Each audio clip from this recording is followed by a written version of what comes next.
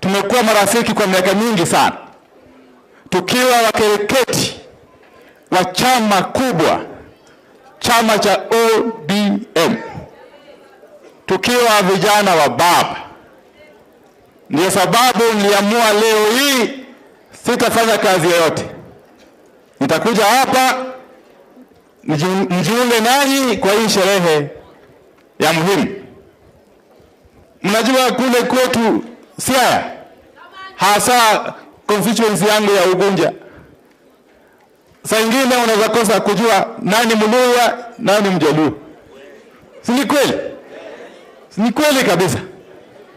Ndio sababu hii uhusiano, hii ushirikiano baina ya watu wa Mulembe na Banyulu lazima idumishwe. Sina maana hiyo? Kwa sababu sisi ni kitu kimoja. Sisi ni watu mmoja. La pili, the people of Lugari, nyinyi mko na bahati. Huyu nabii is having his first term. Na nakumbuka wakati tulikula kiapo kama wabunge katika tamu hii, baba mwenyewe, baba Raila Odinga akaniuliza, unaweka nabii kwa kamiti gani? Jaribu weka kwa kamiti ile muhimu ili kuchunga pesa ya serikali. Na nikaweka katika kamiti ya PAC, Public Accounts Committee. Na baadaye akapewa pia kamiti ya Education. Kwa sababu ni mtu ambaye ni shupavu.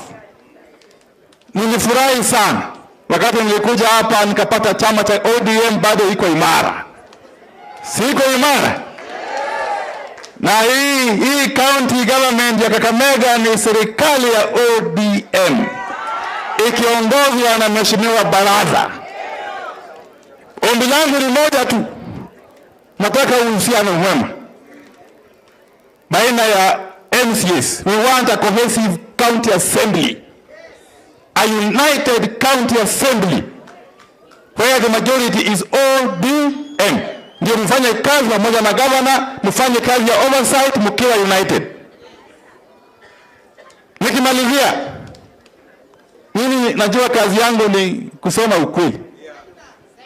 Na mimi ndiye yule anayesema ukweli to power. I am the one who can speak the truth to power. That is my duty. That is my duty.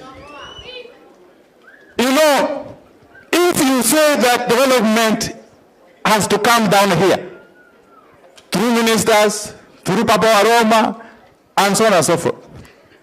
As MPs, we have got a cardinal duty to ensure that we budget for that development.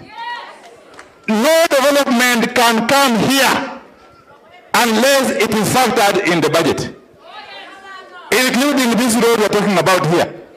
That road will only happen if it is budgeted for. Sinamna hiyo?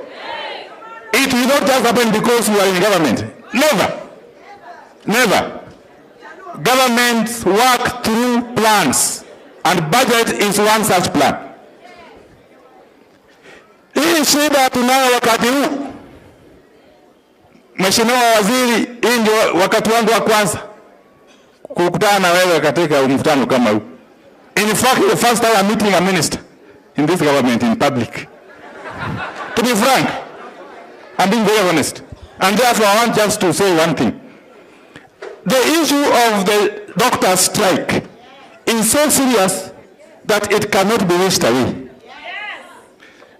Drastic action needs to be taken. If it's a question of budget, and the Speaker is here, a noble man, let us summon Parliament next week and bring second supplementary budget and factor in money to post interns, to post the intern doctors, and to promote doctors. But before we do that, the doctor strike needs to be addressed. You tried your best, Madam CS. Your best, which is perhaps not good enough. Perhaps the time has now come for Honorable William Ruto himself to come in and assist you. First, by leading the negotiations with the doctors. But secondly, by talking to the Kenya Kwanza MPs, who are the majority, to pass a budget in Parliament next week and provide money for these doctors. La mwisho ni mambo ya education, because Nabi's passion is education, and I want to thank my brother. Now, government is releasing competition money when schools are closed. Ati pesa inatolewa wakati shule zinafungwa. Na hata hivyo sio pesa yote. Pesa ambayo inahitajika kwa mashule ni karibu bilioni 52. Na juzi wamesema wametoa bilioni 32. Bado haitoshi, na inatolewa wakati shule zinafungwa. Ili kusaidia wananchi na wanafunzi au ni kuwaumiza. Mimi ndaomba wenye wako serikalini, mkirudi muhakikishe tafadhalini, muhakikishe tumetia manani these 3 key sectors: education, health, and agriculture. Those are the sectors that touch the hearts of every common person in every single homestead. Mimi leo sitasema mengi, kwa sababu mimi ni mgeni na nimekuja kuburudika hapa. Nimekula hapa mnyama, nataka nikule ingoho ndio nirudi kule kwangu Siaya, na nikirudi nitapeleka salamu za. If you want to know Luhyas are together, come to support. Mimi vile nimesimama